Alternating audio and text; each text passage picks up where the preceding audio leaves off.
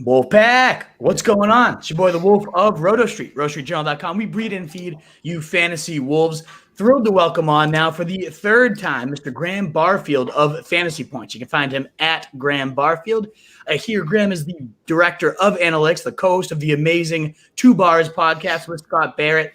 Before at Fantasy Points, he worked with Roto World, Fantasy Labs, and on NFL Network. So obviously the resume is stacked. I've had him on 3 times. It's always an absolute pleasure to talk ball with Graham, and I'm thrilled to be able to do it again this year. How's it going, brother? Good, man. Good. It's good to get like actual actionable NFL news on the Twitter feed. It's been great, seeing Aaron Rodgers quotes today, seeing CeeDee Lamb highlights yesterday, everything in between, getting all the news.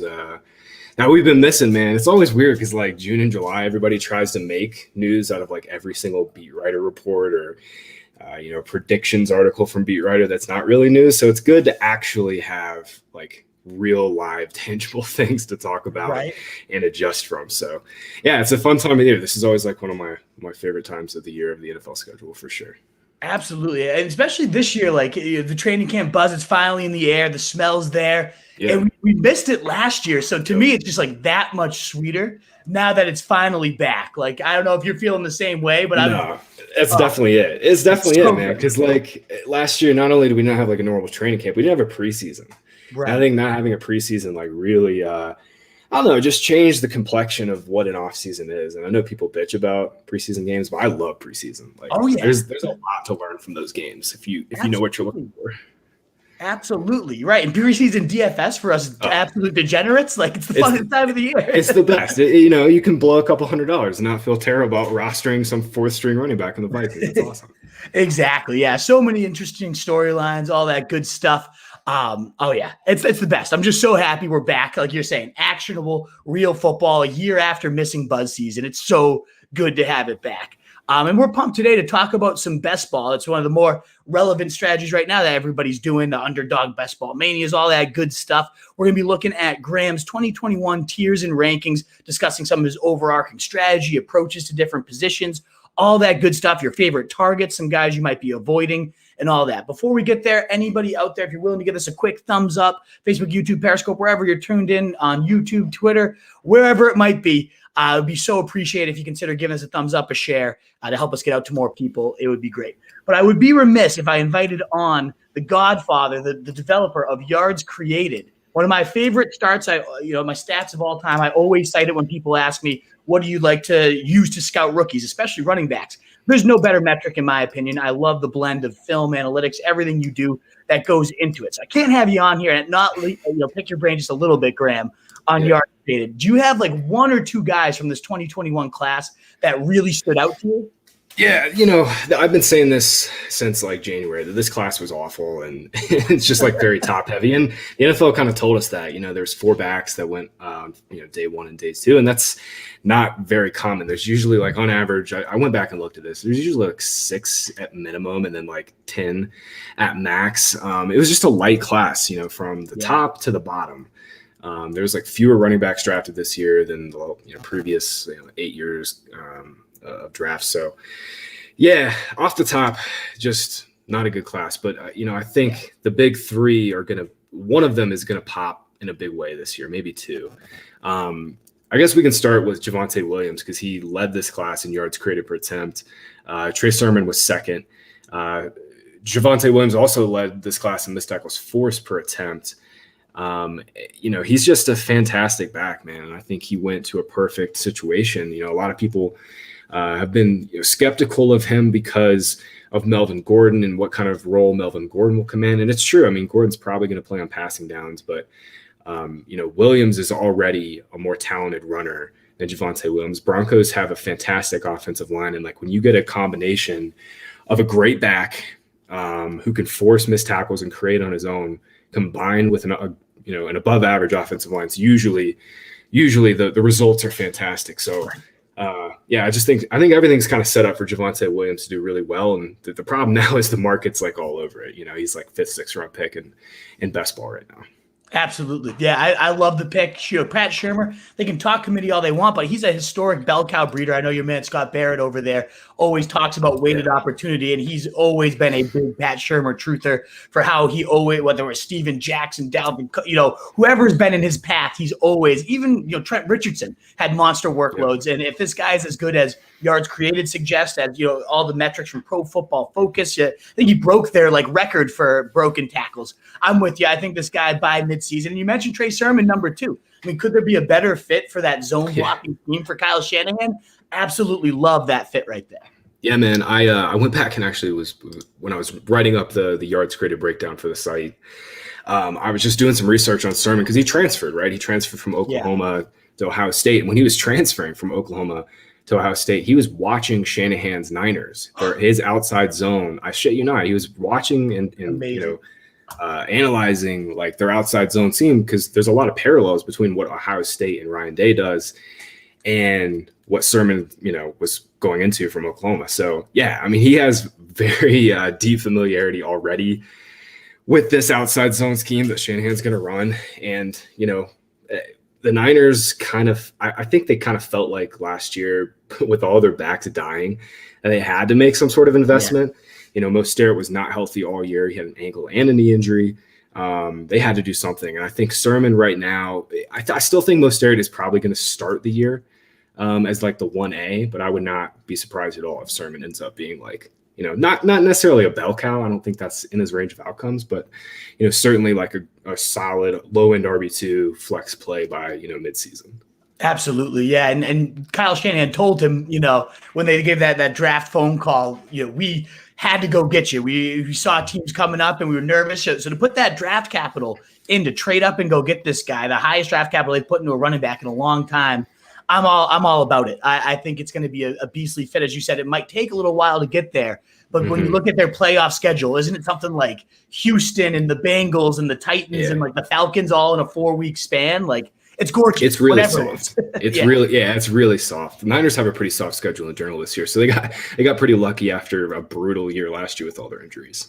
Exactly. We were talking about that with Pete Overs, I think a couple days ago, about winning these big best ball tournaments. We're going to talk about best ball in a second.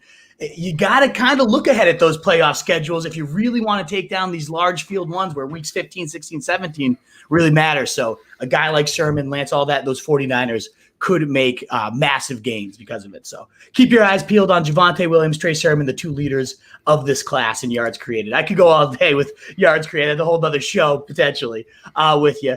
But I know one other piece of content before we get into the best balls that you've been crushing over there at Fantasy Points. And everybody out there, if you haven't checked out fantasypoints.com, it is truly my favorite site. The first subscription I get every single year. I always do the DFS package. I know you were telling me before we got on the optimizer's even going to be that much beastlier this year. I can't wait. You guys won me a ton of money in DFS last year, so it was a no-brainer the first subscription I hit. But one of the new pieces of content I've been seeing you guys churn out is your ADP Risers and Fallers, about weekly every or so. So who are some guys in July that you've seen either rise or fall significantly? And do you kind of agree with the market changes on them?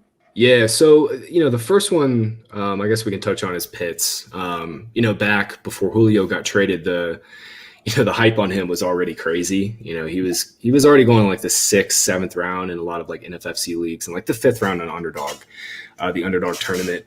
Now Julio's gone and everybody's lost their minds. He's now 5th round pick, solid, going ahead of Mark Andrews and TJ Hawkinson. If you play on FFPC, he's 28 to 32 overall pick range.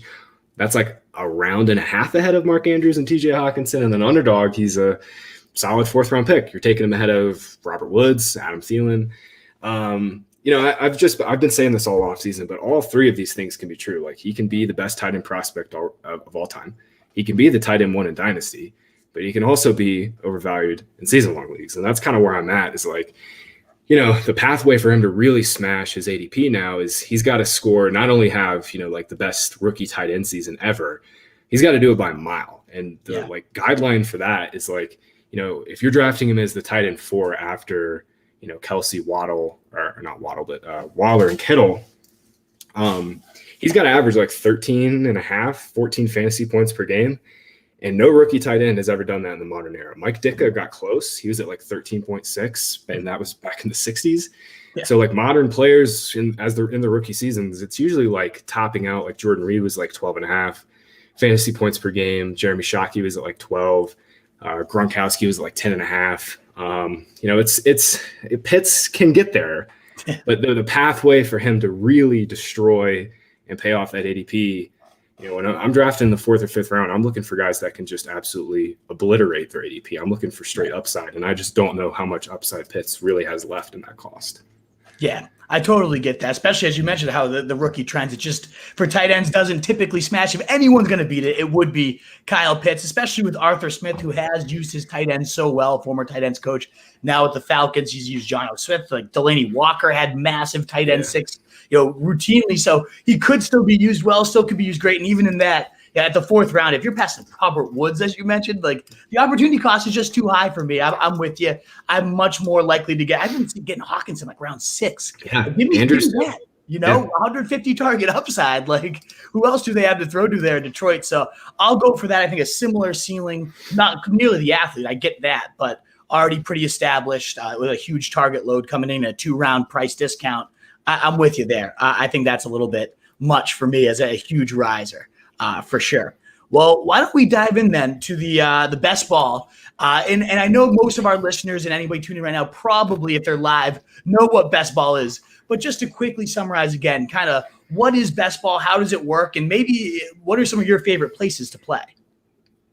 My favorite place to play is just the straight NFFC leagues, like where you got the full PPR, you start 3 receivers and a flex. That's typically where I get all of my action down. And they have like a bunch of cool contests too, where you can just do like, you can do like 12-man leagues where it's like, $100 entry fee and there's like 800 up top and then like, 300, 250 to second. And you get, your entry fee back if you finish 3rd. So I love those. I played a bunch of underdog like in May and June. And now I just think it's gotten extremely inefficient in terms of ADP. I also loaded up on a ton of Darrell Henderson in those drafts. So I kind of felt like I'm just sitting back and just going to kind of just see where I fall on that. I also got lucky too, because I've been drafting Packers as well in that thing. So I think I'm going to chill on that for a little while. But yeah, most of my action in the next like 6 to 8 weeks is all probably going to be at the NFFC. I'll play a little on the FFPC. But again, like their Football Guys Championship, if guys were drafting Darrell Henderson in like the 13th, 14th round. Michael Thomas was a big dud there too. So I think I'm probably going to be pulling back from like the big, tournaments where, 50,000 goes to first place and, 10th place gets like $1,000. I'm probably going to be pulling away from those for a little bit from now. Absolutely. Yeah. I know Underdog's talked about releasing some new, like, the puppy part 2 and things like that. So I'll hop in those. They have a big dog up. It's like a $250 entry. I'll probably do a couple of those in the next couple of weeks. Yeah. Those will probably be a little more stable, but I've noticed that too. The ADP is just, it's tough to find an edge at this point. So I'm with you 100% until the next round of news comes through or a new round of drafts. It is tricky to get in right now and find those huge edges. I think that's key though. Is like you got to pick your spots in best ball because I think if you were in on DeAndre Swift, that news that they were going to sign Todd Gurley crashed his ADP by a round, but nothing changed. You know what I mean? Like he was in this, he was a late 2nd round pick. Now he's a late 3rd round pick. So picking your spots of like when you're actually investing, I think is another important thing. Like if you want to load up on DeAndre Swift, now is still the time, but like all of July was the time too. I got him in the actual like early 4th yesterday to pair with Gibson, and I had gone Adams. I mean, I had a nice receiver stable, and I also had Gibson and Swift to go with it. So it's probably my favorite team so far. I got to post that one up there. It's crazy. Yeah. The running backs are falling insane right now. And it makes sense when you look at the win rates and all that good stuff. So, but if you can capitalize on that and get a couple of these guys, that could be top 5 in round 4, like a Swift, and that's one of the few ways to exploit the best ball ADP right now on Underdog, at least. I'm not sure where it is everywhere else, but yeah, I've noticed that, especially DeAndre Swift specifically. Looks like a great value. What are some of your biggest like roster optimization, just overall tips you would say if there's like 1 to 2 things anybody entering these best ball drafts should go into it? What type of ideas, strategies, mindsets, tips, whatever it might be, would you offer to them? Yeah, so I wrote up on the site at fantasypoints.com. I've got a big like best ball tiers article. We've been like slowly rolling it out. And in the intro, I kind of walk through some, roster construction stuff that I'd found just, researching in, April, May, and June, and just kind of wanted to put it all in one spot, and I put it there. But I'd been RotoViz has a fantastic like best ball roster construction explorer that like I'm not a big fan of like player win rates. Like it's interesting to me that Travis Kelce had like a 23% win rate last year. Alvin Kamara had like 24%. That's interesting. But, that's kind of obvious too. That's intuitive. Right. A lot of the player win rate data is extremely noisy. So I like to look into is structural win rates, where and when to take players, how many players to take at a certain position. And off the top, like the number one thing I can say, like for novices, like if you're just now getting into best ball, don't undervalue receivers. Like always, if you're going to play on pretty much any format, NFFC, underdog, FFPC, you want at least 7. You want at least 7 receivers. Sometimes you want 8 or 9, just depending on your build. So I think the biggest mistake I see new players making is not taking enough receivers, especially not taking enough receivers in the mid rounds. Like if you start your draft with DeAndre Hopkins in the second, take Robert Woods in the 4th, and then you don't touch it until the 12th. Well, that wide receiver 3 to 4 to 5 spot is probably going to be pretty brutal, and you're going to be relying on rookies early in the year, which is not what you want to do. You want to wait for your rookies late in the year. So number one thing is it's definitely take more receivers than you think you should throughout your draft. The second thing, and this is something that Jack Miller over at Established the Run and now Roto World or NBC Sports Edge, he's done a lot of great research on the running back dead zone. And if you just like want to go learn more about the dead zone, seriously, just go read Jack Miller. But I kind of was thinking about this from a structural standpoint is like, okay, if we know intuitively that rounds like 3 through 6, rounds 3 through 7, whatever way you want to splice it, we know those drafts are true dead zones and the receivers are oftentimes going to outperform the running backs. That makes sense, right? Structurally, that makes sense.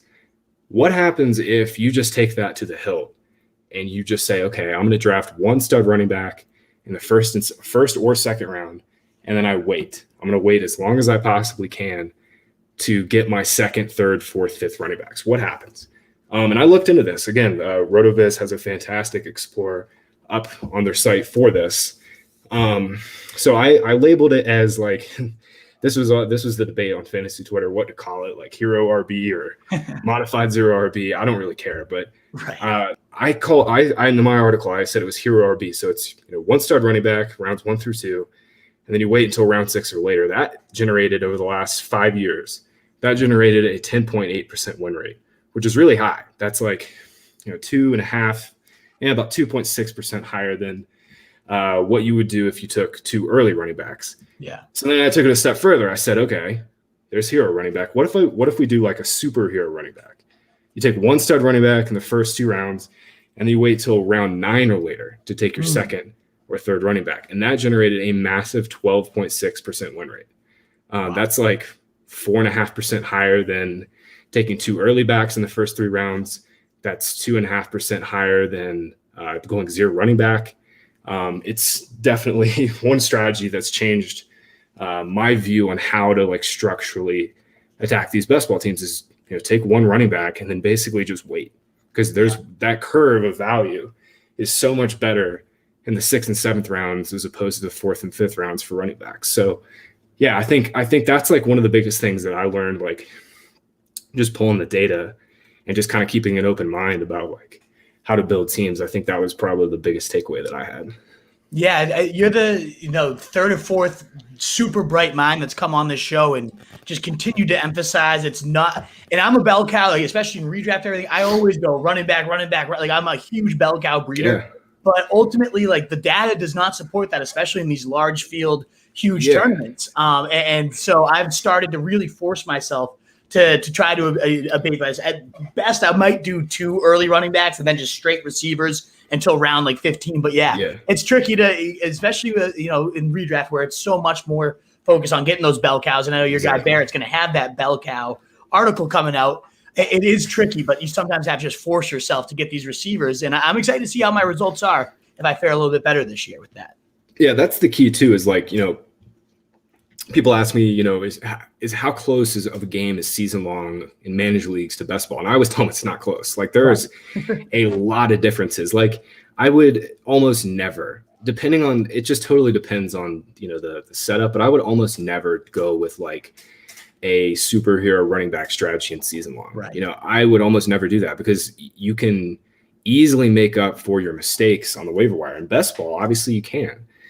So you're just kind of taking, you're taking calculated risks in the way that you structure your teams in best ball. Whereas in season long, Saquon Barkley went down last year.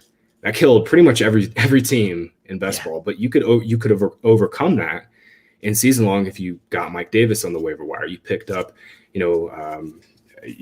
James Robinson on the waiver wire. You drafted him late. There were outs in managed leagues with running backs that you just don't have in best ball. So I still think bell cow or bust works in season long. Like if you just go like complete robust RB and take 3 straight, that can still work, especially this year with the way ADP is setting up. Yeah. But in best ball, man, it's you got to have receivers. Like there's no two ways about it. You got to have receivers. Absolutely. Now for the remainder of the pod, we're going to go position by position and just kind of look at Graham's tiers. We're obviously not going to go every single player. You got to go over to fantasypoints.com to see how he lays out his tiers exactly. But I do want to kind of get a little bit of an overview of how you're approaching the position. Where do you target it? How often? You've already given us a little bit about running back, receiver, whatnot. So we might not have to spend too much time when we get to those positions. But in general, where are you looking to target that? How many of that position are you typically trying to have on your roster? And then we'll talk about, what are some of your favorite tiers of those players, and maybe a player or two that you're like, this is my single favorite pick as well at the position based on their value. So why don't we start with quarterbacks at the top here? What is your take on the overview of the landscape when you're going into it, and who are some guys you're targeting and maybe avoiding at the position? Yeah, so from a construction standpoint, you typically want to take just 2 if you can get away with it. Obviously 2 guys with separate bye weeks. 3 is fine. It depends. But most of the time you want to take just 2 so you can use that, that extra roster spot on a late round back or another receiver. So in general, I'm taking 2. And this year is an especially fun year to draft quarterbacks, I think, because we've got one massive tier between Mahomes, Allen, Lamar, Kyler, and Dak. And I think Mahomes is probably in a tier of his own, but for just like scoring sake, Allen, Jackson, Murray, and Dak, they all have the QB1 upside. So I kind of lumped them all together, but Mahomes is definitely the one in that tier. I personally, we just talked about the running back dead zone. I've been drafting like Allen, Jackson, Murray, and Dak pretty consistently in that 4, 5, 6 round range. Depending on what you're playing, like the NFFC runs a draft championship league that's like 6 points per passing touchdown. Those guys typically go a little bit earlier, a little bit too early, in my opinion. Some of them do. But everywhere else, those guys, that tier 1 quarterback grouping is going, rounds 4 through 6. And most of the time when I get there, I've at least got 2 backs or a back and a receiver. And because that range is so hard to draft from, in terms of running backs and tight ends too, I've just been kind of taking the upside and the safety of all those great Konami code quarterbacks. Yeah. So that's kind of been my first strategy. And then if I miss on those guys, man, it's Russell Wilson. Like I freaking love Russell Wilson this year. That's kind of my second guy. Nice. Yeah. I've always been a wait on quarterback guy, but then, and even in DFS, pay low at quarterback and load up everywhere else. But last year, it just, you look at all the making winning lineups, and almost every single one of them paid up at quarterback. It was one of the 6 you just mentioned. Yep. It's just a different changing of the guard with these dual threats that are chucking all over the yard, and your rules are favoring offenses. And maybe it will be a different year because COVID defenses were behind, all that stuff. I get that argument too, but I think points are here to stay. I think the quarterbacks that are putting up these crazy stats are probably going to do the same. So I'm with you. I've actually been going round 5 or 6 if a Murray or a Dak falls there. You already have a few receivers, a nice running back there. Get that locked in 25, 30 points, and that way you don't have to worry about getting 2 at the 1-2 position. So I like that approach a lot. Yeah, I have an article coming out probably closer to the season about just that, like just how paying up in quarterback and DFS is like, I think that's going to be the biggest new thing in the next, couple of seasons that we're going to have to keep our eye on. Like you mentioned, the millimeter, it wasn't just the milli makers. I mean, it was like the single entry contest too, where it was like, higher buy-ins. A lot of those winning lineups, a lot of those guys were paying up at quarterback, and the data parses that out too. I'm excited to release that article, but yeah, 5th round Lamar Jackson, man, that's just like, that's what dreams are made of this year. Because that range sucks. That range is horrible because you're missing out on like Thielen, Lockett. It's a tier change at receiver. It's a big tier drop off at running back. Tight end is Andrews and Hawkinson. I'm fine with those guys there, but man, I think the safety and the upside of like Lamar and Dak and Kyler in that range is just so sick. Exactly. And the other nice thing about going quarterback early too is all the research suggests how important stacking is in best ball. And if you have your guy early, whether it's you stacked like one of the earlier receivers you already had, or who you have to start targeting with your later round flyers, it just makes that game plan a little bit clearer for you too. Absolutely. Which I always like. The one guy I find, whether I go early or not, I've almost always getting Ryan Fitzpatrick at the end of all my drafts is like the perfect way to balance out like the bye weeks and whatnot. I just love the upside he brings at his price. I know he does have the Konami and the rookie QBs as well. If I go early and I can still sneak a Fields or a Lance in there, I'm liking those values as late guys. But yeah, Lance, you're not a big fan of that? No. I just, every time I hear Lance, it's just like my ears perk up. That's my guy this year. Lance is my guy.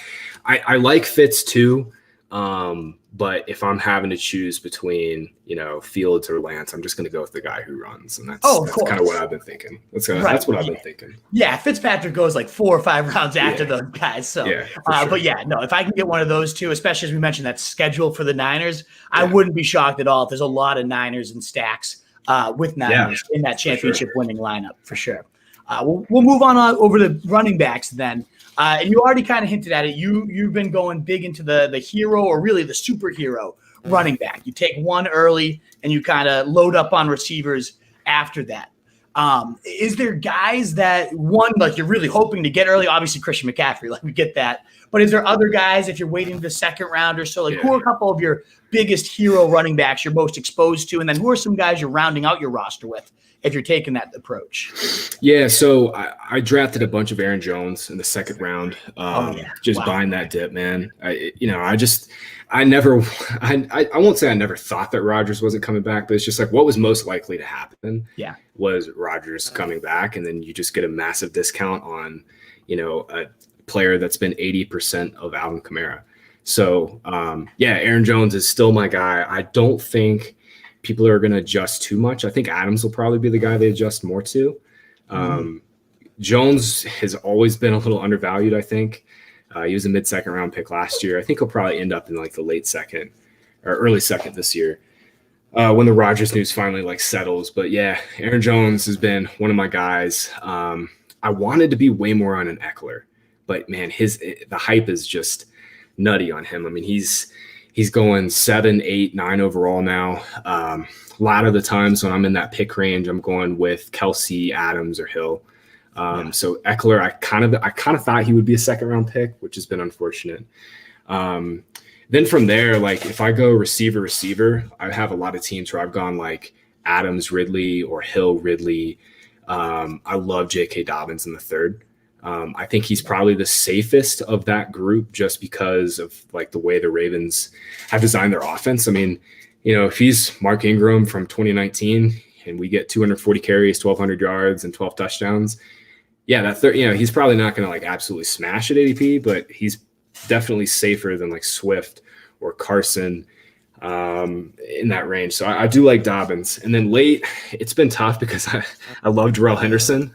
So now I kind of feel like I'm missing a limb in the 12th round because he's an auto pick for me. I like Latavius a little. It's really just kind of a shotgun approach in that range. I like Latavius. I think Jamal Williams sets up well. His ADP really hasn't changed too much. And I like James White kind of super late just for a floor, because he's he's guaranteed to get that 50, 60, 70 targets as a floor. And then, on weeks where I've got, Dalvin Cook going for 23, I'm fine with James White scoring me 9 to 11 points and being my RB2. I'm good with that. Every single name you brought up would be ones that I would want to highlight too, especially Aaron Jones these days. Like the fact that you were getting him around too. I mean, this was the running back 2 and 5. Now no Jamal Williams, who was absorbing. He didn't get a ton of like targets, but he was running routes like crazy. So I was just talking to Scott about this. We literally just talked about this yesterday. I'm like, dude, Jamal Williams, his loss is like so undervalued because Williams, like you mentioned, he didn't get a lot of targets, but he played a bunch. Exactly. All that's going to go to Jones because AJ Dillon's like a complete zero in the passing game. 100%. You got to imagine an Aaron Jones route run is significantly more value than a Jamal Williams. Right. Yeah, he might have just been a decoy, a space take-up, or in that sense. But I think Aaron Jones could do a ton of damage if that just spikes even a little bit. So I love the dip you were getting there. And I'd rather have him than Eckler. So if you're getting him in round 2 after getting a Kelsey and an Adams, that might not last too much longer. But those teams are going to be scary, whatever you were constructing early on. Love that one. James White late. I mean, with Mac Jones potentially starting right from the start. He's getting first-team reps already, they're saying, in Patriots camp. The buzz around here in New England right now is he's getting some first-team reps. That would skyrocket his value, and nobody's paying attention to that. So I love that one. And Murray as well. If this whole Michael Thomas injury ends up giving Taysom a better shot at starting, Murray was feasting out. A lot of people don't seem to be recognizing what he was doing. He was outscoring Kamara some weeks. And I don't think that's going to be the norm or what's going to happen, but he was getting a lot of work in a very ground-centric attack as they used Kamara a little bit more all over. I think that's a great play. Plus, if anything ever, God forsake, it happens to Kamara, we've seen it. He was a 30-point-a-week type of guy. So, all those picks are fantastic suggestions. So I'm 100% with you there. I love all of them. What about at wide receiver? As you said, early, often, as many as you can get, at least 8. I've tried to get at least 9 in my drafts because it makes sense. Those guys in round 15, if you get a Tyrell Williams has 150 and 2 TD week, like that's going to significantly help you out. So it makes sense to have as many receivers as you can for those flex spots to fill those out. But how is your approach to the position beyond just early off as many as you can get? Who are some guys and tiers you're really trying to make sure you get into? Yeah, it's really that third round. And it kind of feels like the same thing as last year where I was super heavy into the third, fourth round receivers last year. It's kind of the same thing this year. It's just a great setup with pretty much everybody in that range, man. I like pretty much all of them except for again, I feel like an ass, but like I really wasn't that in on Michael Thomas. Like I liked him from like the way, a cost perspective, but I had like Keenan and Allen Robinson higher, so I got lucky there too. But man, I think fourth round Thielen is just stealing. Like I still can't believe he's a fourth round pick. Like in May, he was like a fifth, and now he's adjusted a little bit more, and he's kind of come back into that like Mike Evans and Godwin range. But Thielen's been a big target of mine in that, fourth round, really any time in the fourth round, early fourth, mid and late. Yeah. I've seen him even fall into the fifth at times. I got him yesterday, early fifth. That one team it's insane. I got to post it. I think you'll be a big fan of that one that I got. I couldn't believe it. I was sitting at the beach with a buddy. I'm like, let's do a draft, win $1 million today. And the draft was unfolding. Like, holy shit, this is going to be the $1 million. I was pumped about that one. So I love Thielen. I'm loving McLaurin. I got pretty lucky too, in the sense that the Allen Robinson and MT was kind of the decision for a lot of these. And I was going Allen Robinson every single time. What he's been doing throughout his career with complete garbage hurling to him, if the floor is that and Fields could unlock a new ceiling, I don't think enough people are talking about how much of a potential he has as the wide receiver one, like the wide receiver one. Now that Rodgers is back and Adams is in, it's probably going to be that guy again, especially if this is the last dance for those two together. They're going to be chasing stats. But I really could see, Fields. The big critique on him was he locked onto his number one too much. Good news for Allen Robinson. If that's really the case, and I know a lot of people disprove that, but still, all gravy for Allen Robinson there. So I love him in round 3. What about when you're kind of taking those big stabs late? Is there any high upside guys that, whether it's mid to late guys, that you really are finding yourself exposed to an underdog or wherever? Yeah. Honestly, it's been a lot of the rookies. I got in on Elijah Moore before the rocket ship took off. So got in on that when he was, consistently like going in the 12th, 13th round. I love Rondale Moore too. The Moore brothers have kind of been like my two guys, especially on Kyler teams, just an easy stack. And Rondale's price really hasn't adjusted like super, super much. Outside of that, man, I think once you get past like the guys that go in like the 10th round, where that's like the end of like, Mike Williams, Waddle, and Pittman. I think it's just like a big, long, flat tier. I kind of like T.Y. Hilton. It's gross. It's super gross, but Phillip Rivers' arm was shot last year. And if we know anything about Carson Wentz, it's that he loves to be aggressive and throw into tight windows. I think the reason why T.Y. started to kind of pop at the end of last year is because they opened up that offense a bit more. And I think with Wentz, I think Hilton will probably end up being not like his runaway number one target, but I think Hilton offers like a nice value. I won't say Hilton's going to be a league winner by any stretch, but I think he's a solid value as like a wide receiver 4 or 5 right now. Absolutely. I think a couple points on both. A lot of those guys you brought up. One with Rondale Moore.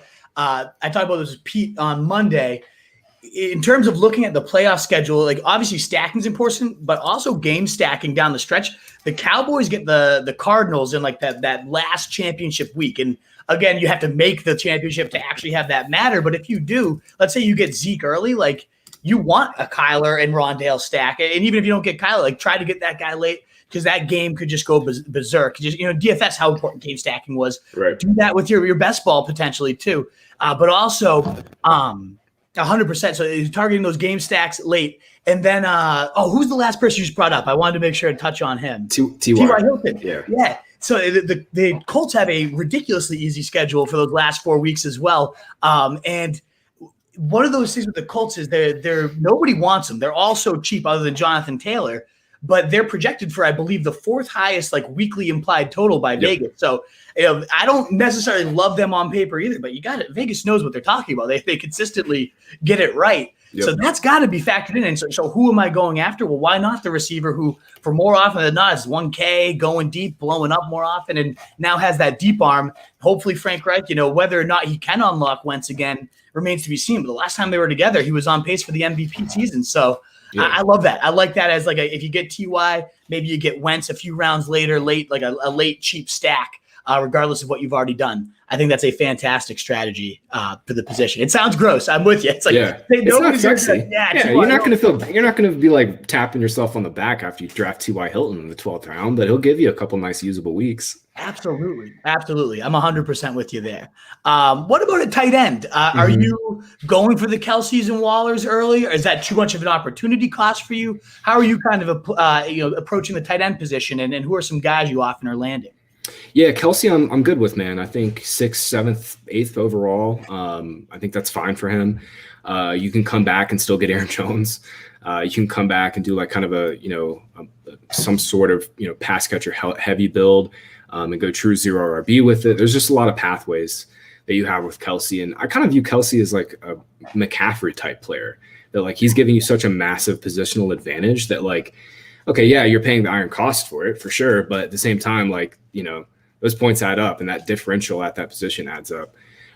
So yeah, I'm in on Kelce. I love Waller. My biggest mistake by far last year was being out on Waller. Like I had only a couple teams with him in the 5th, 6th round, and I just completely overestimated the additions of like Ruggs. I thought Ruggs would get more targets. Edwards obviously got hurt. Bryan Edwards got hurt.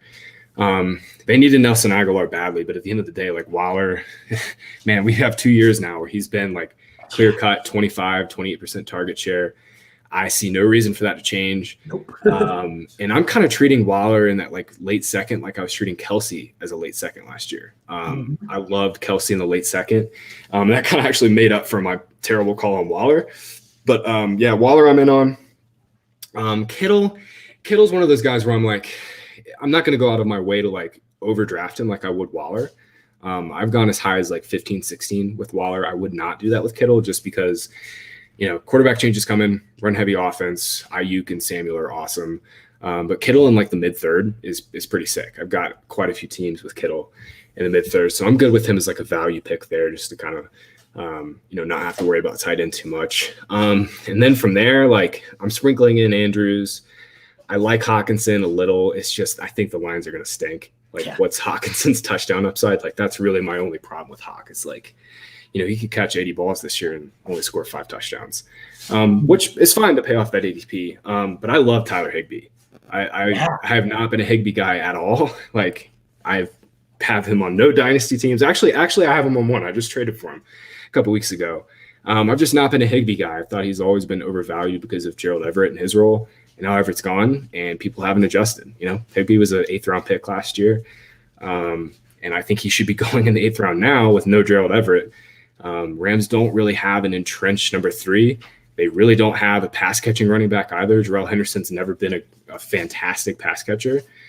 So Higbee is one guy I've got a big position on in like the 9th, 10th. And I've gotten him a few times in the 11th. So love some Higbee. And I think people kind of forgot the Rams paid him a ton of money a couple years ago, like 2 years ago. They gave him a huge new contract. So they're going to try and make sure that they feature him, and they have incentive to make sure that they don't look like idiots on that. So I think he's going to get that role that everybody's been wanting to get. Oh, absolutely. How is it not seared in our brains that end of season finish, a couple seasons ago, when he was on pace for like 16 touchdowns, 1,700 yards, 200 targets in the 4 games that Everett missed. But it wasn't just like a one game. I mean, it was 4 or 5 games that he just dominated. Now you get a better quarterback in there, as you said, a lack of really other pass catchers other than those 2 big studs at receiver. I love the Higbee call. In fact, that's like if I don't get the Waller and Kelsey, which I'm with you, I have no problem paying that iron price at tight end. It makes it so much nicer at a onesie position. Yeah. Like, no, I'm getting 20 points a week from this guy, and I don't have to think about it anymore. But if I do miss out, I've most often found myself getting like a Higbee or that 8 to 9 round range. Higbee, Logan Thomas, I like a lot in that area. That's where I find myself most often dipping, because I think by then there's been a huge drop off at running back. There's truly nobody I want until like round 15 at that point at running back. Very few receivers. Like Elijah Moore might still be lingering, but it's crazy. As you said, it's crazy that he was like round 14 not too long ago. And now he's round 9 if you really want to get more. I miss it. I miss those cheap Elijah Moores. It was so nice for those few weeks we had it. I like that 8 to 9 range. It's really not a whole lot I'm liking. You can still get the upside QBs of Trey Lance and Fields a couple rounds later. There's no QBs I'm really looking at in 8 to 9. Like that, that's a good spot to get your tight end. I think Higbee is a great name. Him or Logan Thomas, I've been landing a ton in recent best balls.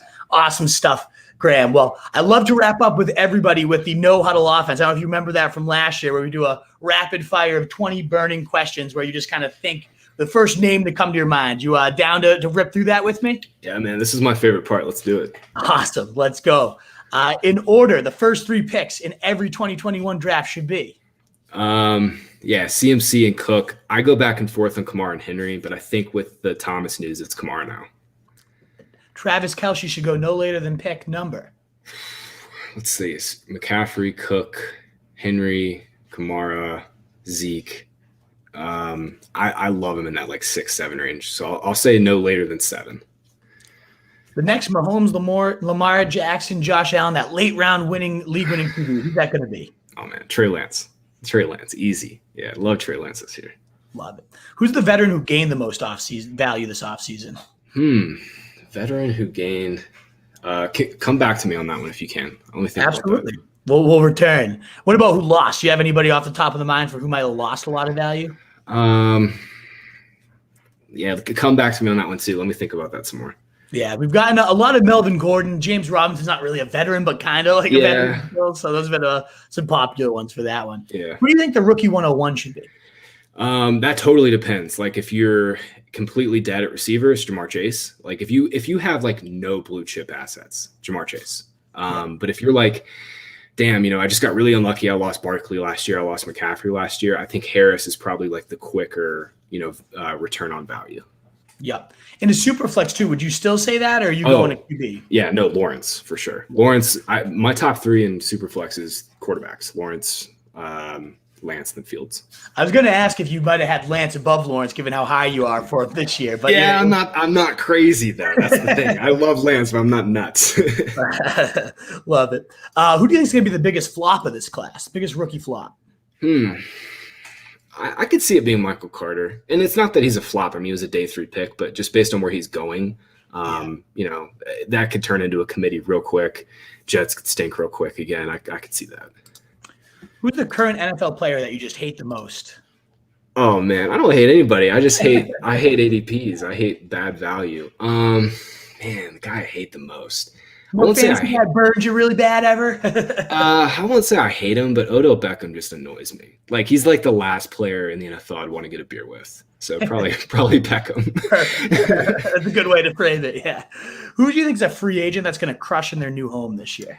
Free agent's going to crush in the new home. Damn. There weren't a lot of big movers this year, if you think about it. No. It was kind of a bad year for free agents. Mike Davis is probably the most almost unanimous answer on this one. Dude, I know I thought that was the first person I thought of too, but I have been so just wishy-washy on Davis. Like, what happens if they sign somebody and they're just like, those 5th, 6th round Davis shares are just dead. Man, I think not for fantasy, but I think the Will Fuller signing is going to be huge for that offense. They needed a field stretcher so bad, and it kind of sucks because I really don't have much Fuller. I've got a bunch of them in Dynasty, but from just like a X and O's perspective, it's going to be huge for that Dolphins offense. So I'll say Fuller. Love it. Who's the early rounder, 1 or 2, that you think busts the hardest this year? Man, I don't know. The first guy I thought of is Jonathan Taylor. Yeah. I don't know. Scott and I've been talking about this too. I like Taylor. I think he's got a Nick Chubb.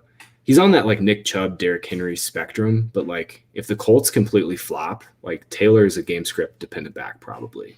Yeah. I think his range of outcomes are just crazy to me because I think he has top 3 in his range of outcomes. And I also think he has outside of the top 12 in his range of outcomes. So first rounder, probably Taylor. Like it. Who's the mid-rounder that ascends to 2022 early rounds? Oh, baby. Javonte Williams, man. Melvin Gordon's going to be gone next year. That contract's up. I think Javonte is going to ball this year. 100% in agreement there. A late-round league winning either running back, wide receiver, tight end. Who's your favorite late-round league winner this year? I think it's going to be Higbee. Like I said, Rams don't have a 3. He's going to play every snap. There are guys behind him like Johnny Munt. He's got 10 career catches. Jacob Harris is a project player. Bryson Hopkins didn't play last year, basically. So it's Higbee. It's Higbee's job to get 90 to 110 targets, and I think he can do it. Love it. What's the most important training camp story or battle that you monitor? Amari Cooper's injury. We talked with Edwin Porras last night on the 2 Bar show Scott and I did, and it got me real scared about Cooper because he was one of those guys. It was Keenan, A-Rob, and Cooper were my 3 guys in that 3rd round. And then Thomas was 4, but I was just always getting one of those top 3. Go listen to our podcast because Edwin does a much better job of explaining Cooper's injury. He should not be dealing with his ankle issues. So I think right now that's the biggest injury news that is kind of flying under the radar right now. Imagine what that would mean for CeeDee Lamb too. If he gets put on the PUP for the first 6 weeks or something. Oh, gross. Don't even put that into the universe. We don't need that. We don't need that energy. What's the sophomore running back you want the most and the least out of this impressive class? So last year's rookies? Yeah, last year's rookies. The most, man, I think it's really close between Dobbins and Edwards-Helaire. I'll go Dobbins just because I at the end of the day, Rich Rebar's talked about this a lot. We're looking for touchdowns, and Dobbins has that in the bag. So I'll go with Dobbins. The least, it's cherry picking, but I'll go Zach Moss. Those running backs are just why even invest? Moss and Singletary are going to score 7 points a game. Absolutely. The next question was, do you think Rodgers leaves? We all know that is not the case. Do you think Devontae Adams is the number 1 receiver still, or do you have anybody else above him this year? I actually just made that move. I got Adams above Hill. I got Adams at 6, and I'm going to end up with a lot of Devontae Adams. I have a feeling already that I'm going to have a lot of Adams in the back half of that 1st round. So I'm probably going to go all in. Love it. Who's the player you'd least like to fight? Trent Williams, man, that dude is a beast. He is humongous. Monster. Seeing him push grown ass 300-pound defensive linemen back on their ass is unbelievable. He would literally eat me and chew me out alive. It would not even be close. So for sure, Trent Williams. Just one bite, too. What about you? I got to know, who's your answer? Who would you least like to fight? So a lot of people say Aaron Donald, and that's a tough one to not agree with. Okay. See, the thing is, Trent Williams is 6'6". Aaron Donald is 6 feet. Like, he would beat my ass for sure. But at the same time, Williams is just a way scarier. Right. I think from a height perspective. My favorite answer so far, though, is Harditz came on and he said he would go actually Justin Tucker because he's like, we get our asses beat by everybody, but if like Justin Tucker comes and knocks you out, then you can't live it down. Like, you're screwed. So that was one of my favorite answers on this. That's a great one. Yeah, I love that one. And last couple here. Who do you think is the most intriguing coaching hire of 2021? Ooh, I'm going to go a little off the board. The Dolphins have 2 offensive coordinators, Eric Studesville and Godley. Godley was actually the OC for the Texans back in 2015-16. So I'm actually really interested to see what the Dolphins offense looks like. I think that, like, I've been writing up like pace and tendencies for our franchise focus series over on Fantasy Points. And the Dolphins were like the team that it took me like hours to kind of figure out like what that might look like, because they have 2 guys that have really never called plays in the NFL before. Yeah, that's going to be intriguing for sure. And who's the guy you won't leave your 2021 drafts without this year? Man, I really wish I could have said Darrell Henderson, because that was my main guy. Yeah. One guy I'm just not. Let me think. Man, it really might be Lamar. Like 5th or 6th round. It's just, especially in season long. I will say, like, I've been splitting it in best ball, but I just think Lamar is set up so well for just like a monster season. And he was a huge value in 18, and he was overvalued. Well, 19, he's overvalued last year, and now I'm way in. So yeah, I think Lamar is my guy in season long this year. Absolutely. And last one here. What's your boldest prediction for this season coming up? Let's stick with the Higbee theme. I think he's going to finish as let's say top 5 tight end. We'll go top 5 tight end. He's drafted outside. Is that hot enough? You think that's hot enough? What? Yeah, that's tough. He's going like tight end 11, 12. Top 5 is tough to crack into. All right, I'll go Higbee top 5. How many touchdowns? Let's say he gets 75 catches, 8 touchdowns. Love it. All right, we wrap up here with just a few industry spotlights. Who do you kind of consider your role model, or someone you've really learned a lot from and look up to in the industry? Oh man, so many. John Hansen, obviously, he hired me when I was still in college. Yeah. Evan Silva gave me like a humongous role at Roto World that I was not prepared for at like 20. I learned so much from that and from him. JJ Zacharyson for sure. There's a lot for sure. So many legends right there. What about underrated, a fantasy sleeper analyst, whether from Fantasy Points or anywhere else out there that you want to shout out that you think deserves more followers? Yeah, Jake Trybe. He's a guy that Scott brought along with him from PFF. Jake's analysis and writing is really, really good. He's going to be doing a bunch of DFS stuff for us this year. And Jack Miller from Establish the Run and Roto World. I mentioned him earlier, I think. He's fantastic. He's like one of my new favorite writers. I read pretty much everything he writes. Yeah, he's fantastic. And we'll wrap up here with just a reminder of where to find you and your work and connect with you. Yeah, man. I'm at Graham Barfield on the Twitter machine. Fantasypoints.com is where you can get all of my stuff, all of the site projections. We have like a big brain trust where we put all of our minds together for a projection. So it's a little bit of, John's work, a little bit of my work, Scott's work, Joe and Tom too. Check that out. And if you want to get 10% off, you definitely do. 21 Barfield 10, save you like 12 smackers on a premium subscription. So definitely check that out. Hell yeah. And I can just reiterate and jump on that. It's my favorite premium sub that I always jump on first thing every the last 2 years since it's been started. All my favorite writers are there. So absolutely can fully endorse that one, especially season-long DFS stuff too. I've always been okay at DFS, but you guys truly helped me take it to the next level last year, and I can't wait to do it again this year. I'm pumped, man. Well, I'm going to stick around and answer some questions. We got the comments coming in, but Graham, so appreciative. Thank you so much for your time tonight. It's always a pleasure talking ball with you. And best of luck this year. Yeah, for sure, man. Good luck in your drafts and good luck with the site this year. I hope you guys crush it. Thanks. You guys as well, man. Cheers. All right, we'll see you. Later, Graham. All righty, let's get on into here. Okay, Cool Whip, legend. What's going on? Good to see you, man. What's going on, Mitch? Always here. Love to see it. Loving seeing Rogers unfiltered. Yeah, big press conference today, huh? He's kind of grown on me.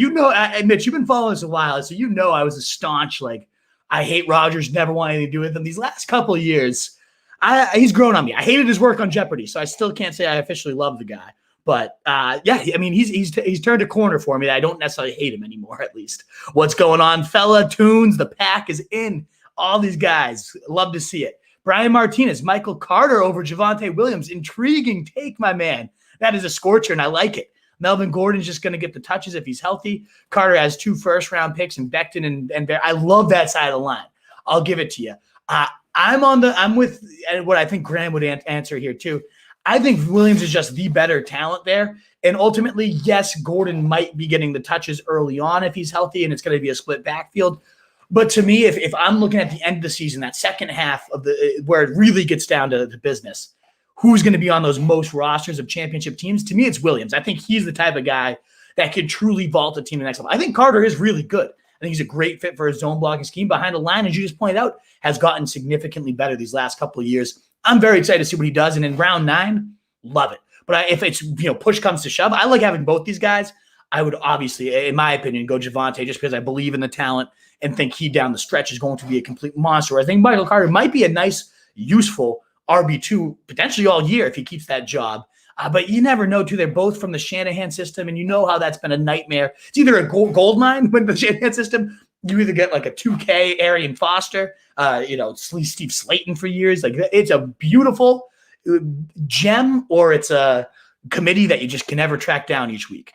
I do think Carter's going to be on the better side of that, but with their Tevin Coleman, the only guy blocking him, I agree. I will say, though, I also really, really like late drafts, 20-round plus drafts. Ty Johnson's getting mixed into the start and running back mix in this competition. He has always looked good when he's gotten the opportunity. I'm not saying Ty Johnson's this monster, right? But anytime he's gotten touches, he's put up yards. I mean, 20 carries in that one game last year, had over 100 yards. Like, I like what I see from Ty Johnson, so don't discredit what he could do either yet, Brian. Jets offseason. So I'm with you too. Getting rid of Gase, and I love the zone block scheme they get in there. So I'm with you. I don't want to sit here and say I don't like Carter. I love him. He's probably my 3rd highest exposed running back on best ball right now. I love his 9th round price. I think it's going to skyrocket now that we're getting reports that he's running as the 1A. Love it. Love it. So I'm with you there. Who was the big 3? Dookie, what's going on, man? Good to see you. I'm thinking big 3. Are you talking what position? Tight end, quarterback? You'll have to get back to me about if you're still there, Bruce. I'm not sure exactly what you're referring to from that point of it. Football. Yes, Colin. Pumped to see football back on. Yeah, Charlie Preble, what's going on, man? Always talking to the DMs. Good to see you, man. I'm glad you're able to tune in here. Maybe a Lance or Fields breaks out second half. Absolutely. I'm with you there. I think both of those guys, I like them both. I personally prefer Fields. I think he's a little bit better of a passer, face tougher competition. But Lance, he ran a 4.42. Fields is actually faster than Lance. I think a lot of people don't recognize that because Lance was such a rushing threat in college. They're both going to be studs. And Lance's stretch run schedule is, I want to keep reiterating how good that 49ers stretch run schedule is, because that's going to win people titles. I think both of them could be league winners as soon as they take over. Greg, what's up, man? The Wolf is teeing off. Sponge the content, fellas. It's fire. You're the man. Thank you so much for your kind words. You guys are the ones that keep me fueled and fired up to do this every day as we do it. You guys are the best. Thomas would have been great if he didn't have an injury. I agree. I love the price on Michael Thomas in the mid-3rd there, but I was more often getting Allen Robinson just because I thought he was even more egregiously mispriced.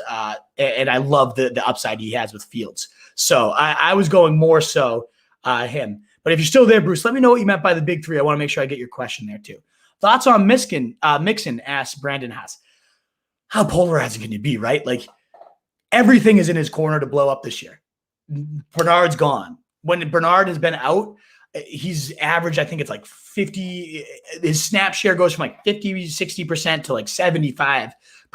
The receiving work obviously skyrockets. There's no competition for volume. The talent when he's healthy, you can't question. The guy is one of the premier backs in the league, and he can do it all. He's going to handle that receiving work. And the coach has already said we don't want him off the field. He's only going to come off if he wants to come off. So you're looking at like a 65, 70, maybe even 75% snap player. High talent in an offense that I think is going to really take off this year. You had Jamar Chase, to go with T. Higgins and Tyler Boyd. That's probably the best trio of receivers in the NFL if Chase takes off like I think he does. If Burrow's as real as I think he is, I think both are very real. I think Burrow could sneaky lead the league in passing this year, which only helps keep those boxes lighter for Joe Mixon. So everything is there.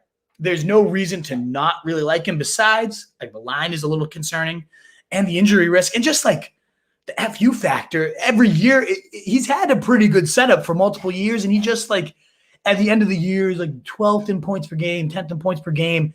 But really, if you owned him, you kind of knew it was like, fuck you, Joe, for 5 weeks, like useless, and then blew up for a couple and padded his stats a little bit. So I'm on the fence. I typically don't land him, Brandon, because he's going the same range as like Antonio Gibson. Give me Gibson. He's going the same range as Aaron Jones. Give me Jones.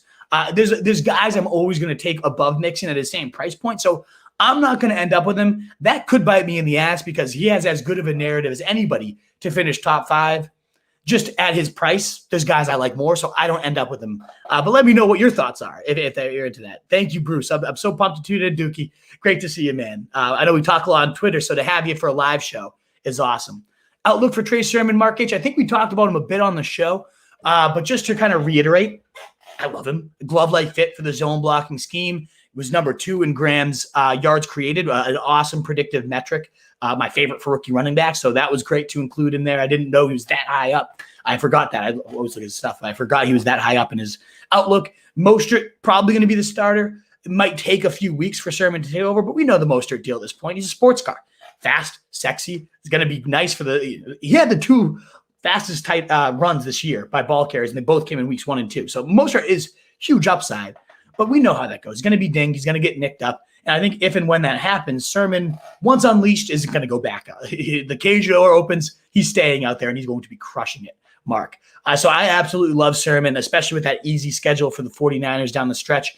I think he could be the guy. We've seen Shanahan's zone scheme work so many wonders for nobodies.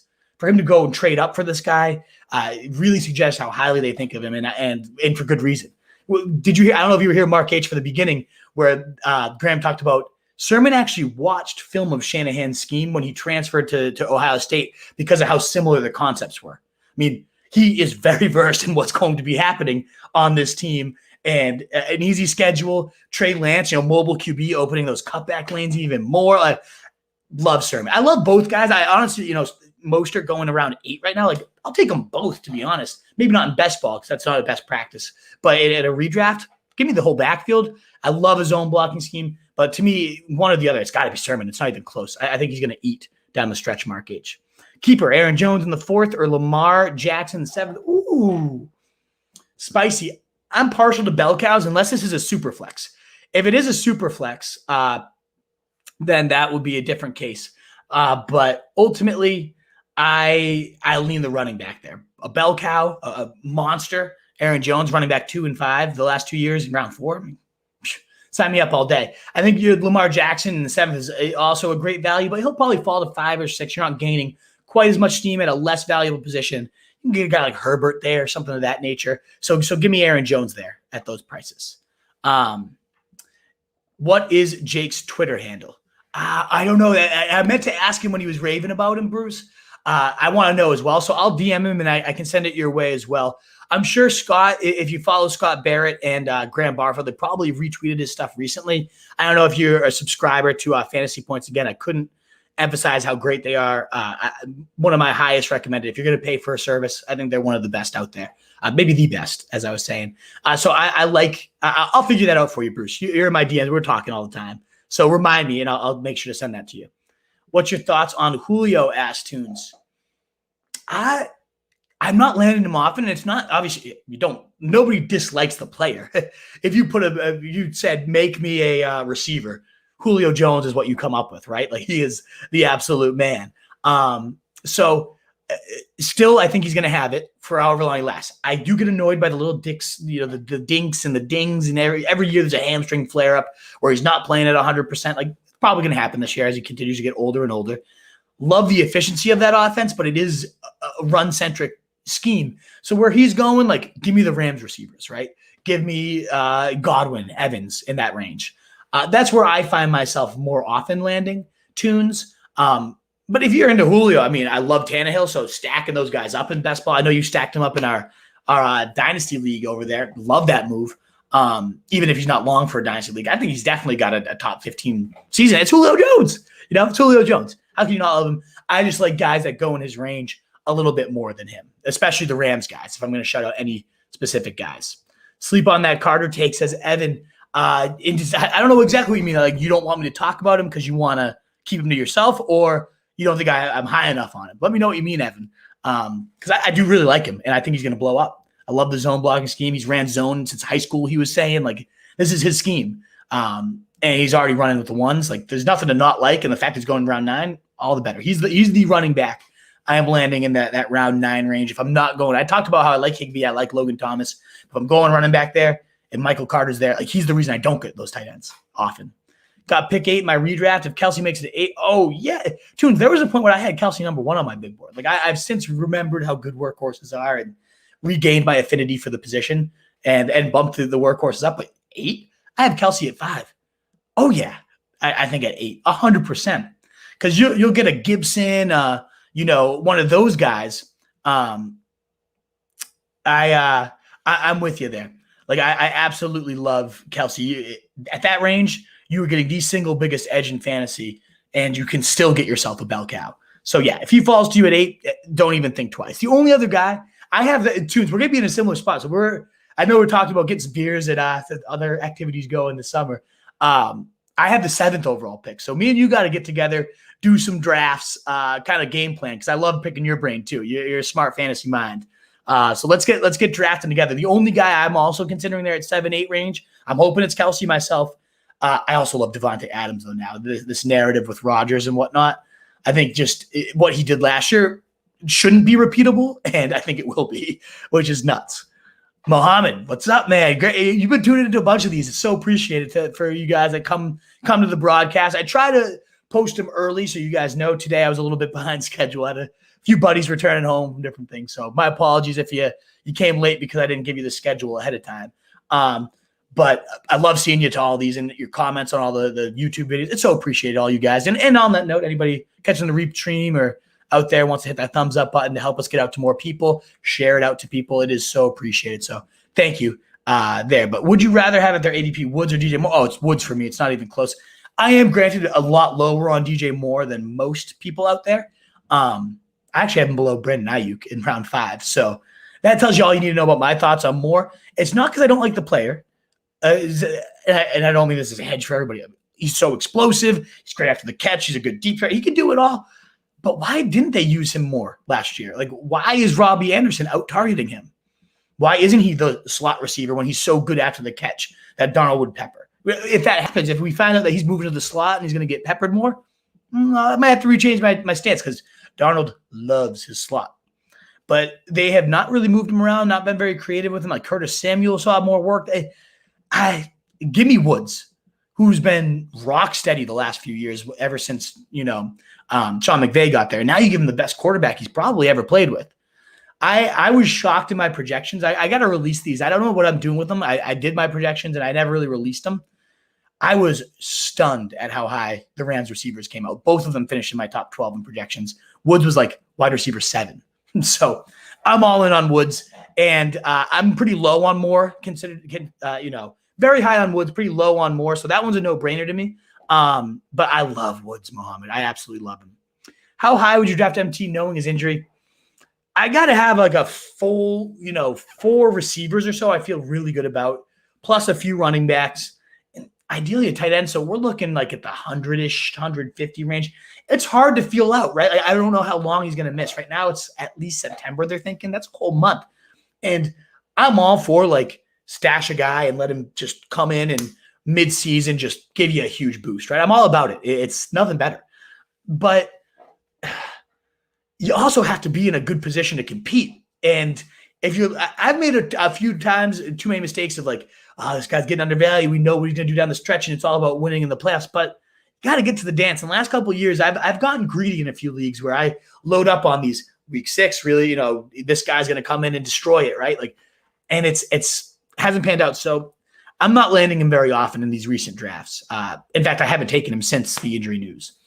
I think it's especially with like, is it going to be Taysom Hill quarterback? Those questions, in addition to the injury questions, it's just a headache for somebody else, in my opinion. Mark H, happy to help, my brother. You're very welcome, and no worries that you're late. Maybe catch. I just highly recommend that. I don't care that you're late. Obviously, I want you here the whole time, but catch the replay because Graham is awesome. Like, this is content you do not want to miss. He's fantastic. Oh, Evan, there you go. A little clarification. Yeah, I'm with you. I think Javonte is 100% over Carter. It's like, it's not really close. And that's as a person that just raved about Carter. Like, I really like Carter. I love Javonte. Absolutely love him. Which wide receiver would you choose over there, Higgins or Chase? Oh, man, I find myself, Brandon, having to make this choice a lot. And I've been going Chase. and I love Higgins, so it's tough. But you look at what Chase did with Jamar Jefferson, just broke the rookie receiving record. Chase outscored him in every single facet when they were together on the same college team with the same college quarterback throwing in the rock. Like, to me, that's just it's just going to line up. I think Chase is that elite. I think there's going to be no learning curve. It's just going to be alpha right from the start. And I think Higgins is going to be not very far behind. That's why I'm very high. I think I said it earlier on Burrow. I think Burrow could lead the league in passing, and his touchdowns were so low last year. A guy like Chase is going to really help that out. The one worry, of course, is the offensive line, right? Like, is Burrow going to stay upright? But as long as he does, those guys are going to go, ballistic. I really don't mind at all going Chase Higgins in a best ball, like 4 or 5, late 4, early 5 to get both those guys, and then getting Burrow late. Like, that's a amazing double stack, in my opinion. I think both. It's not like Chase is going to dominate and take away from Higgins.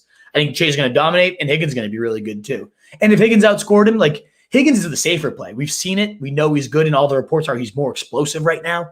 I mean, you're getting very good already, and if he's taking his game to another level, like, maybe he will be better than Chase. So you've got a nice floor with a good ceiling. Like, so if you want to go that route, go for it. But to me, Chase's ceiling is I walk in day one, I'm putting up 1,510. It wouldn't blow my mind by any means. Like, I'm going him all over the place. Muhammad, man, you love the videos and lives. I greatly appreciate that. And let us know. I know you're one that tunes in a lot. So what are some other things we could be doing better or differently, or content you want to see? Let me know. I'm glad you love it as is. But I know I love to ask you guys that are here still asking questions and live with us, like, what can we be doing better, or how can we be more helpful? So just you're great about interacting. Keep interacting all the time. I hope for Kelsey or Taylor in that spot. Go Kelsey, man. I'm with Graham that I'm worried about Taylor. I think I had him at like 13 or 14. Not about Taylor as a player, but you owned him last year, Tunes. And I know at the end of the year he won you titles, but you know how much of a headache that was. And now you mix in Marlon Mack and coming off an Achilles. I know it's not like I'm that scared of Marlon Mack, but I am still scared of, what's his fucking name? Naeem Hines. Like, he's not going to go anywhere. And they've already taught, Frank Reich did say, oh, yeah, Taylor earned it. It's his job to start the year. He's got it, right? But in that same breath said, with the hot hand, we ride it. He is game script dependent. And yes, I think Wentz is going to be fine and do exactly what Rivers did, maybe even a little more. So they're going to be competitive, and they're going to be able to ride our man there, Taylor, as good as he is. And that's what sucks is you told me this guy's getting 18 touches, 20 touches a game. I wouldn't hesitate taking him top 5. Probably number 3. He's that good. But I have no faith. It's nothing about Taylor. It's everything about Reich and how he uses backs. He's always been a committee guy. I'm not into it. Brandon, what would you recommend as a draft strategy for a 10-man redraft pick 2? So, Brandon, I'll give you like a couple quick thoughts, but I am going to be starting up soon. I did them daily for a few summers. I don't know if I'm going to be able to pull that off this year, but I'll probably do it at least a few times a week. I call them the Daily Draft Wizards, where I either invite you on and you can kind of talk with me live as we go through a draft, or at least just I run through a draft live and kind of talk through my thought process. So you're awesome about interacting today. It seems like I think you're pretty new, but I like that you seem to be a good fan here. You've stayed for pretty much the whole broadcast. Awesome. More than happy to do a draft from the 2 spot and kind of show you exactly who I would take. We know Draft Wizard isn't, the GOAT. Like, it's not going to be 100% representative, but I'll give you my thoughts. I think you got to go running back early. If it's PPR, you're going Cook. If it's standard, you're going Henry, half PPR. Your choice between them. I kind of lean Henry, and I know not a lot of people will agree with me there, but give me the tank. Give me the 20 touchdown upside. And then I love Waller. We talked about him, especially in a 10-man where you can get your edges is often quarterback. It's the onesies where typically that's where I like to wait. In 10 teams, you can find more receivers to replace your wide receiver 3. You can find oftentimes a flex running back or RB2 on the waiver wire in 10-team leagues. You can't find a Waller. You can't find a Kelsey. So I think you have to be looking at that Waller. And those are the 1 or 2 leagues where I would actually make sure I get a nice quarterback early. Whether that's Mahomes in round 3, probably a little rich in my blood. There's still really, really elite receivers. I would probably go running back, Waller, receiver. Whoever that might be, A.J. Brown, if that's, Allen Robinson, whoever that might be for you there. And then kind of keep going from there. Lock in an elite guy in those top 3 and then play the value game. Is DeAndre Swift falling to me in round 4? Chris Carson made his way there. What receivers? Jamar Chase, get those guys. Brandon Ayuk, round 5, 6. Like those, I love the sophomore class for running backs and for receivers. Loading up on those guys in the mid round, just shooting for upside, right? Because you're going to have replaceable options on the waiver wire. You don't need anything about floor. Go for the ceiling. Watch my episode with Scott Barrett if you want some ceiling chasing like philosophy, but also players to go after as well. That was from last week. Awesome show. Got the Rodgers, Adams, Tunyon stack. Whew. Michael Schneider, that is a beautiful stack by all means. How well do you think they do over the full season? I mean, you want to look at last year should be the outlier, right? Rodgers chucked 48 touchdowns at a hyper-efficient pace. But then there's the narrative of this last dance thing, right? This is actually his last season, and it might be Adams' last season there. There's a very realistic possibility that he's just going for records, going for as many stats as he can put up. I mean, you saw it last year when they got to the goal line, it's irreplaceable, right? But they would just throw it to Adams 3 times. It was like he was their goal line back, and it would never fail. He would almost always convert it. I don't see why they go away from that. I'm 100% into that. So I love this. Tunyon's the one that's does he regress? I mean, there's probably no way he scores. What, he had 13 touchdowns last year. I don't see him doing that, but I still think he's a great value where he's going, especially right now. So I think you should be pumped to have that stack in Dynasty. And there isn't the book isn't fully written on Tunyon yet. He's still pretty young. He works out with Kittle in the offseason, athletic freak.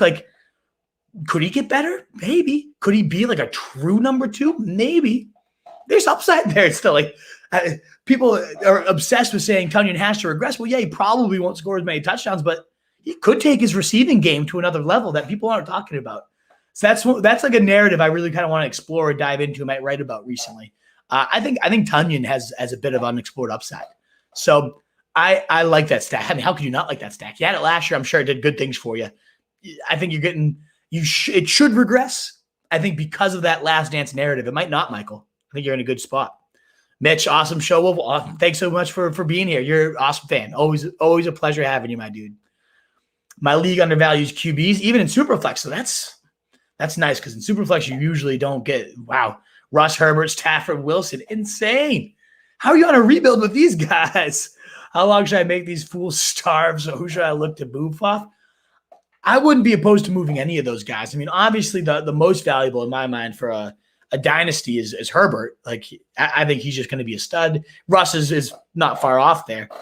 But if you're moving those guys for the appropriate value, if that's, you're starved at running back and you need to move Herbert to go get yourself a horse, go for it, right? I'm into it. Move any of them, right? It's just move them for the right price. Or you don't have to move them. It's good. It's not a bad thing to have 4 good options in a super flex at quarterback because one might get hurt, but I love them all. Just make sure you don't force it, especially in a dynasty. I had this conversation with Michael Liu on Monday. He was like, why didn't you get a 4th quarterback? You want guys in dynasty that are just going to accrue and accrue value, and quarterbacks over the long haul in dynasty leagues and super flexes, especially, they tend to accrue a lot of value. So if I'm moving one of these guys, it's probably Stafford because of you can probably get a good haul for him. And his value's he'll have a great year this year. I think Stafford, just like Burrow, another good threat to lead the league in passing. But long-term, you got how many more years? 3, 4 of him? Wilson could be the next phenom. So there's not a ton of value accrue possibilities there with Stafford, in my opinion. So yeah, any of them though. Any of them, Evan. I know it's not very helpful, but maybe let me know some offers you're concocting or what might be fair, which ones you want to move the most. But obviously, Russ and Herbert, you're looking for a high-end cornerstone type of guy at receiver, at running back. The other 2, you're looking for a quality. For Stafford, you're probably looking for a quality 2, 3rd option at running back or receiver. And Wilson, I don't think you're going to get fair value for Wilson. So I wouldn't move him. Glad I found this channel very helpful. Glad to hear it, Brandon. I'm glad we're helpful. I'm glad you're here. Glad you're interacting. we go live quite often. So find us as much as you can. Like I said, I'd love to do a draft for you, your 2 spot, to show you how I really unfold it. But yeah, I'm glad you're here, man. It's great to have good people. And if there's anybody you're not competing with, and I'll shout this out to you, not just you, Brandon, but anybody out there. It's tough because that's the one thing that sucks with fantasy and growing is like if you find us, a lot of people like to keep us their secret weapon. If there's people you're not competing with, or you're like in a work league of people that you know not that much concerned about, do us a favor, pass it forward, and give us, always give us the thumbs up, shares, all that stuff. Just like the 3 easy ways to help us out. Word of mouth means a lot. So I'm really happy to have you. And if you're willing to share the word with a couple people, it'd mean the world to us. Tanya Owners are happy to see the Jeopardy host show up at camp. Yeah, absolutely, Evan. 1, get him off of fucking Jeopardy because he was horrible there. But 2, yes, for his value, Tanya would be borderline useless without Rodgers there. And now he goes to a potential top 7, top 8 guy. Michael, Green Bay stack. Yes, I agree with you 100%. I would get some good value and trade off before this. Yes, that's an interesting point there, Evan. I'm with you. So, this is going to be the highest their value is ever going to be. Maybe wait till they're just absolutely murdering it this year and see how your roster is going. Like, you never want to turn them away and cost yourself the shot at the title this year because they're going to be commonly owned, I think, in title situations. It depends on the rest of your roster. If you've got a nice win now team, ride it out. But if you're in a rebuild, then maybe you do consider moving them because their value is going to be very peak this year. Which one would you choose for Brandon? A.J. Brown, DK, or Allen Robinson? I like DK there. I actually have, I think, Allen Robinson projected for higher stats, but DK is just a specimen. How do you go away from that? I would rank them DK, Robinson, A.J. Brown. I'm a little bit lower on A.J. Brown than most. And that's not low on him as a player again. I want to reiterate that. I just a run-heavy offense with Julio Jones next year. How much volume are you going to get? I was all ready for A.J. Brown, 200 target season till Julio got there. I don't think you can go wrong with any of those 3. Though. I think any one of them is going to give you good weekly wide receiver 1 numbers to pair with whoever you go at 2, the top there. I actually got that stack this offseason, traded Watson away to get those 3. Oh, you got a haul for Watson. Who knows what his future is? And, of course, once he's back, he's going to be a top weekly guy. But you got a first, a second, and those 3 players, that must have been a lot of, is Rodgers going to retire? You bought that discount. You rolled those dice, and, man, that's going to pay out for you, Michael. Well done. Well done. You want that secret weapon? Can I at least wait to share after? Of course. Yeah, no pressure to share me by any means, guys. I obviously it's appreciated. I want to grow and continue to get the channel more people. But at the end of the day, you guys are the ones here interacting and asking questions. I want you to win your titles before anybody else. So if I can help you do that, it's at the cost of me not having another follower, you're the first one here. So sweet, you're interacting, you're asking the questions. By all means, no pressure to share. I don't mean it to obviously have any pressure, but it is appreciated if you guys consider it. All righty, guys. Well, thank you so much. Awesome questions throughout. Awesome interaction.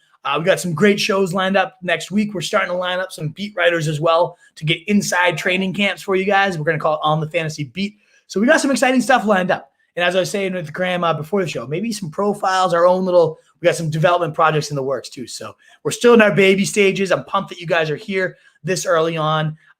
Continue to help us grow. You guys are so appreciated. You can find all the stuff at roastedjournal.com. We breed and feed Fantasy Wolves, the Fantasy Fullback Dive. If you like podcasts, all our episodes will be available in audio format. And me personally, at RotoStreetWolf on Twitter. DMs are always open. Hit me up. Let me know you're around. All that good stuff. Would love to interact with all you guys so that you can find all our stuff. We have an app too. It's new. It's not as good as we want it to be, but it helps support us there. Download the app too. Well, in a world, we got one question. Fine, Brendan. Last one. I'll let you sneak it in. Better running back of the season, half PPR. Robinson or Travis Etienne? It's got to be Etienne. I'm going for the upside there. Robinson could be the grinder, could score a bit of touchdowns on the ground, but give me the guy that they want to be that Percy Harvin, Curtis Samuel, move them all over the place. The upside is astronomical. I mean, you got a guy like James Robinson who did what he did last year, crushed it. Love him, love the player. And the team goes and invests a first-round pick in a running back. That tells you all you really need to know, right? Follow the team's draft capital. Go with the guy they wanted. The new regime had their guy in mind for this position, and that was Travis Etienne. Robinson could still be good. Etienne could be a monster, a season winner. So that's where I go. Alrighty, guys. Thanks again so much. In a world full of fantasy sheep, be the wolf. Later, guys.